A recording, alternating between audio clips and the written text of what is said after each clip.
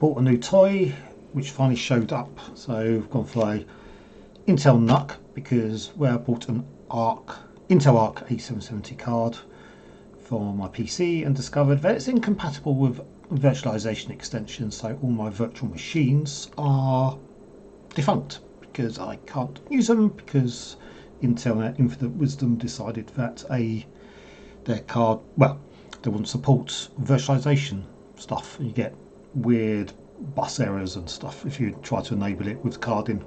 So I've gone for a Intel NUC which has just arrived, and essentially I've got a 2TB SSD to go in it. It's not very fast, but to be honest, for my purposes it doesn't matter.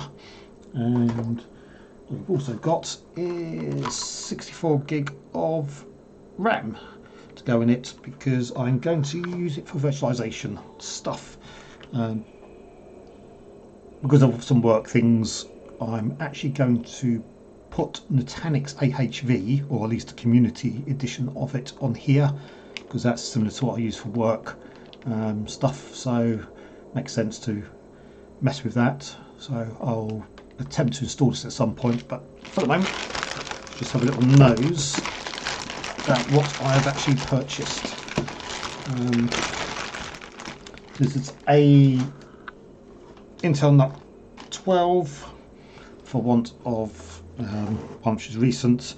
Wanted something which is going to be sort of low wattage usage, especially if I've got to leave it on. So I think on idle this is about 28 watts, which isn't too bad. It's a couple of low power light bulbs, so I'm not really too fussed about that.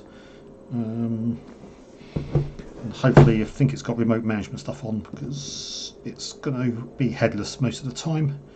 And yeah, so what do we need?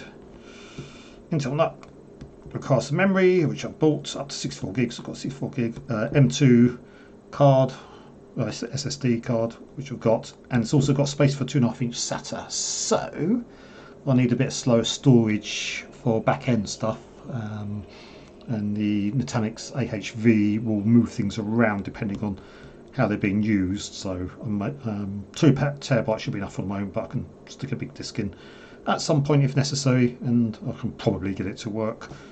The other reason for using this is because supposedly, according to Intel, it's rated for 24/7 usage.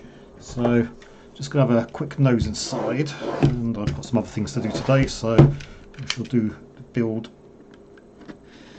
at another point. Just see what we've got inside. Let's turn it back round.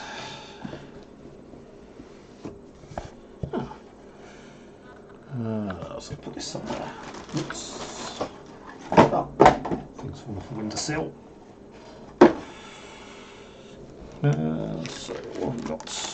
Oh, it's actually quite dinky. It's actually smaller than my original Mac Minis I had. This is actually really small. Did not think. I don't have a rule around here, so I can't measure the exact size, but certainly it is pretty small. So what have we got? A couple of USBs. Oh, there's a headphone socket. That's novel. Little fan grill out the side.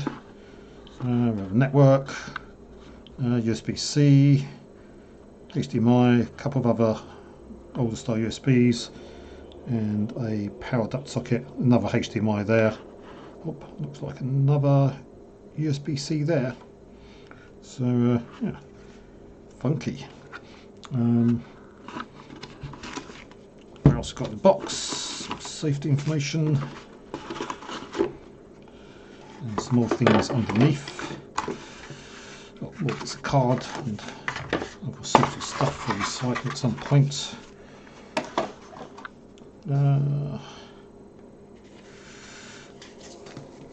So I've got a couple of bits of paper.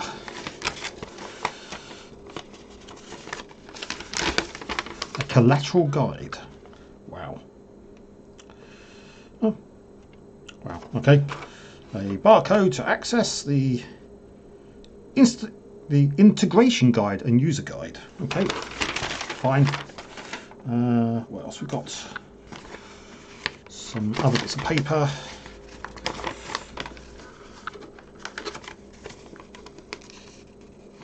Required internal hardware. Okay, fine. Yeah, just more bits of paper. And safety information and cautions. So I guess don't take it into the shower. Don't drop it on anybody's head. I guess that's not in there. Don't try to eat it. With some people, I guess that is necessary. As you never know, people will try to eat it. Lots of languages, can't find English, and at that point I have lost interest. Okay, what have we got down here? Oops.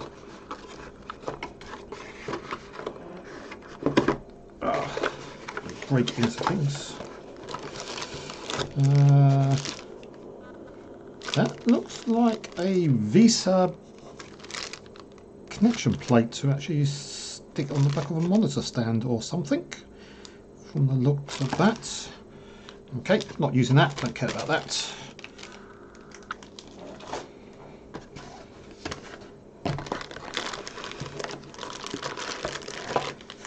And we have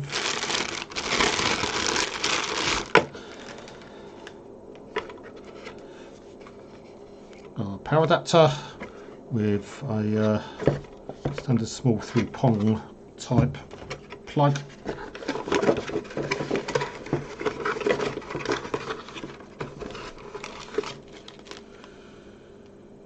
Bunch of screws.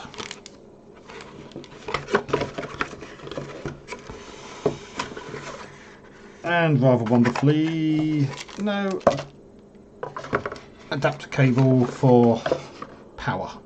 I'm sure I did read something about this, so I'll need to acquire a power cable or check to see whether I've got one for this already, which I don't think I have. Oh well, slightly annoying, but as I wasn't going to look at this till the weekend, then yeah, that's fine. Yep, and that is our first look at the Intel 12th generation, whatever it is, NUC.